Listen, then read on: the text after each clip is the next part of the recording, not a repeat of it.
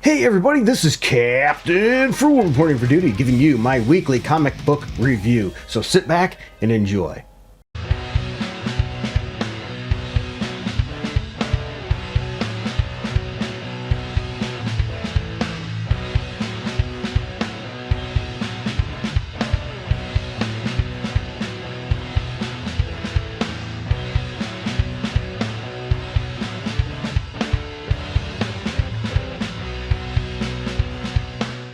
Alright everybody, for those of you that know the drill, I go over a bunch of comic books for the week that I chose to read. Now I didn't have time to read everything, so if I missed something you think I should have read, let me know in the comments below. Also, you may disagree with me on some of my choices. If that's the case, that's alright. Let me know below. Let's just try to keep it civil. My goal is to bring back the old schoolyard days, where we would be in discussing what hero could beat who or what comic book was good and not. And I come armed with my trusty notes, so you'll hear the paper rattle because I do it a little bit old school. I do my grading on a scale of 0 through 10, 7 being average as a 70%. So I'm using schoolyard grading. But that's not all. I also use the League of Comics Geeks to give you other people's views as well as a brief overview of the comic book as well. So let's jump right in.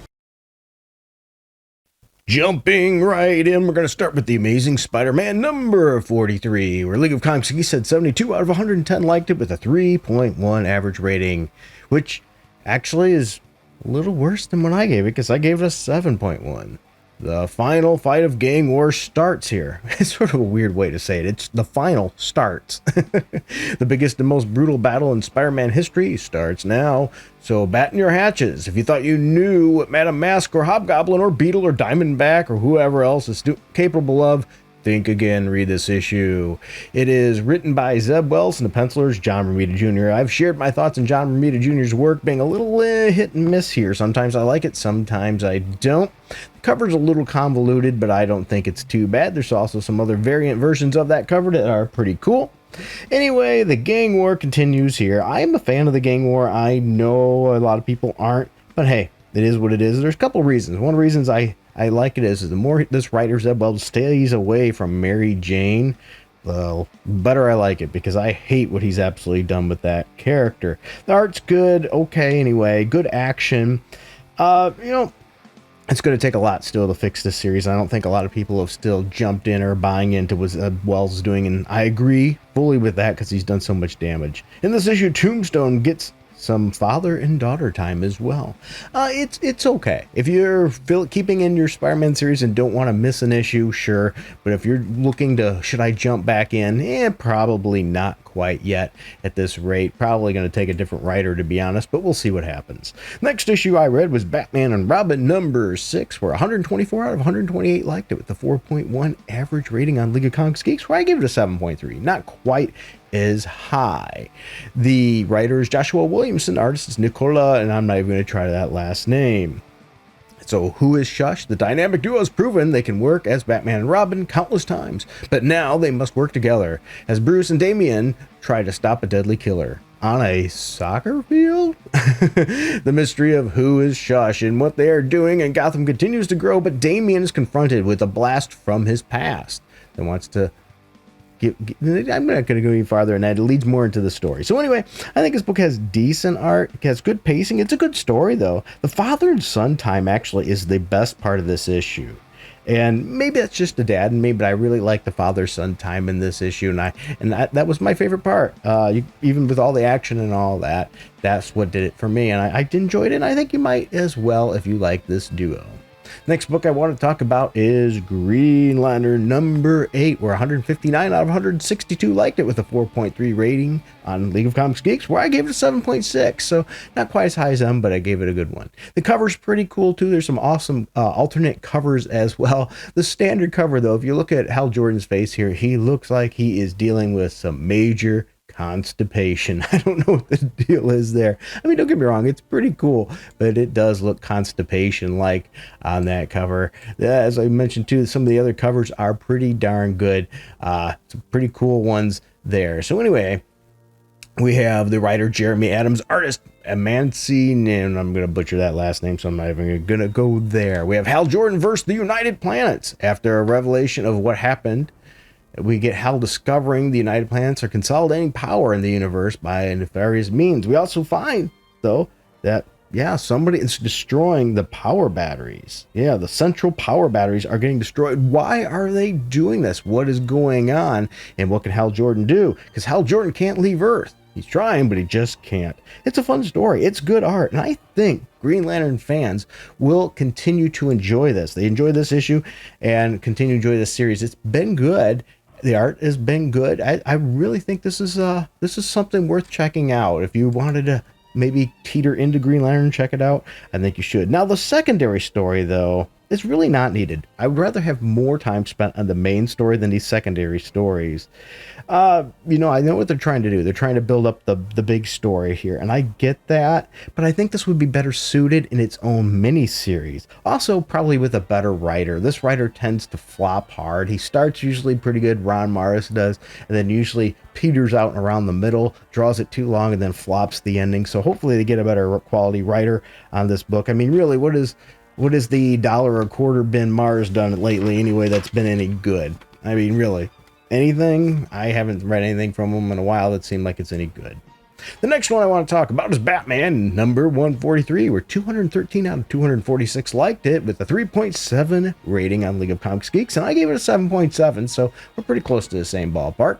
The terrifying tale of the Joker Year One continues. It's written by Chip Zdarsky, and the artist is Andrei Sorrento or something like that. Now this is continuing the Joker past story, and it's good art. It's an interesting story, and it has good pacing. But I will admit, I am enjoying this. But it does give me mixed feelings because we're messing with a classic character, and if not done right, this could do more harm than good. What do you think about this? Do you think that they should be getting in there and diving into the Joker's history and giving us more information about that? Or do you think that he should be left alone and the mystery is what keeps it cool and keeps it interesting? I would really like to know your thoughts in the comments. Hey guys, today's video is sponsored by My Wallet. Yeah, I'm not trying to push any kind of wallet or pimp any wallet out. What I mean is it's sponsored by my personal wallet and the cash that comes out of it to pay for these things. If you want to help with this, you can hit like, subscribe, that notification bell. Those are great ways to get started. But if you find yourself in a position where you can help the channel more, we have a Patreon and a subscribe star down below that you can click on those links. And for as little as $1 a month, you'll have special videos and things to just you, music that you can get. Or maybe if you wanted to, a one-time donation just to help out, we have a Streamlabs link down below. Or we also have, if you go to the Patreon shop, you could buy a song for like $3. I wish I could put them a little lower, but that's the minimum they allow for that. So there's lots of options. Sometimes you might even see an Amazon link. If you want to buy anything through Amazon, click on my link first, then go through there. That'll give me a couple pennies, possibly that way too as well. So there's lots of ways you can help out the channel, because without you, it would not be possible. So thank you, everybody. And let's get back to the video. Next, I want to talk about Blade issue number 8. 62 out of 63 liked it with a 4.1 average on League of Comics Geeks. I gave it a 7 out of 10. Not quite as high as them. I just thought it was mid-tier. Cover artist is Elena Casagrande, and not a great cover. I just don't think that jumps out to anybody.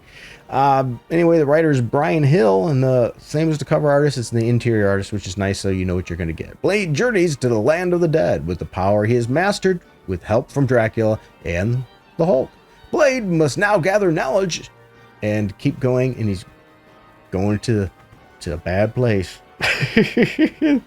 Anyway, it's a very mid issue. It really is. It's okay art. There's no action in this issue at all, and it's slowly moving the plot forward. If you've been continuing reading Blade, go ahead and get it. Don't expect it to be one of the great issues, and if you haven't been reading Blade, well, this isn't definitely not an issue to make you want to jump into it and start reading more. The next one I want to talk about is Thunderbolts issue number 3. 43 out of 45 liked it with a 3.8 average rating on League of Comics Geeks compared to my 7.4. So, yeah, once again, not too far off.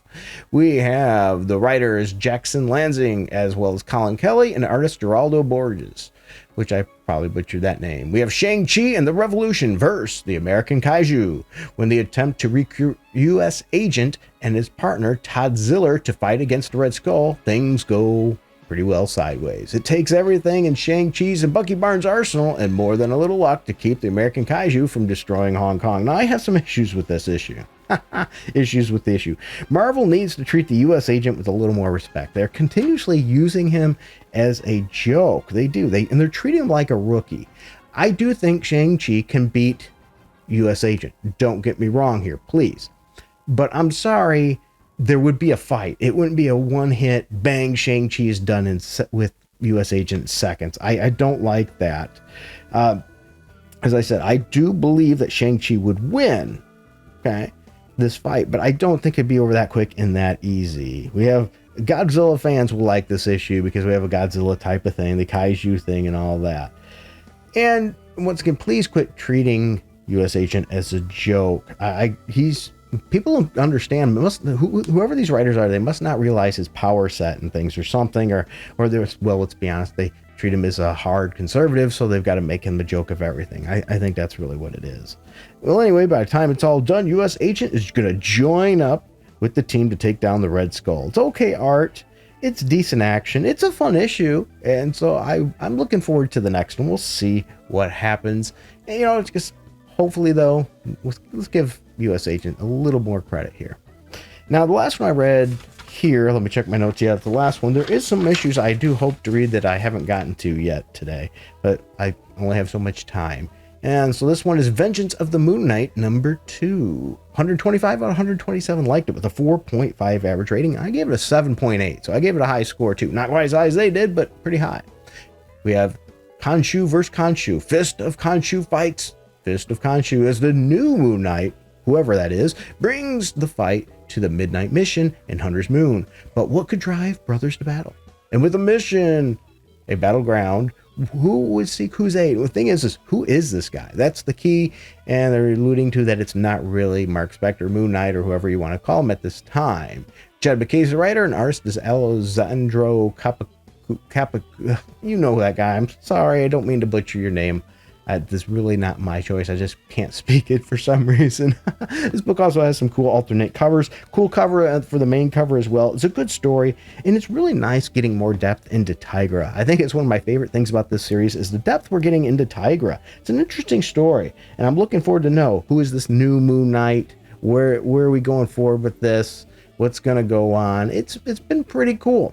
Now, as I mentioned before, there's a few issues that I haven't got to that I do plan on reading. Here's one I recommend people don't skip. I haven't even read it yet, but it's been a phenomenal series, and that's Transformers number 5. I'll be checking that out. I think that you might too as well. I'm going to check out the Red Hood, the Hill number 1 as well. And I forgot what the next one is. There's one more on my list. I have to find where I wrote my list there that I'm going to probably be reading. But if there's any other ones that you think I should be checking out that I definitely shouldn't miss, let me know. And don't say Superior Spider-Man, okay? Because that's not going to happen. All right, everybody, thank you for your time. You've all been amazing, and I hope to see you next week. Let me know your thoughts in the comments about certain books, where you disagree, where you agree. That's okay, too. Let's just be civil and have that old school yard talk. All right, everybody, take care. Until next time, keep it frugal.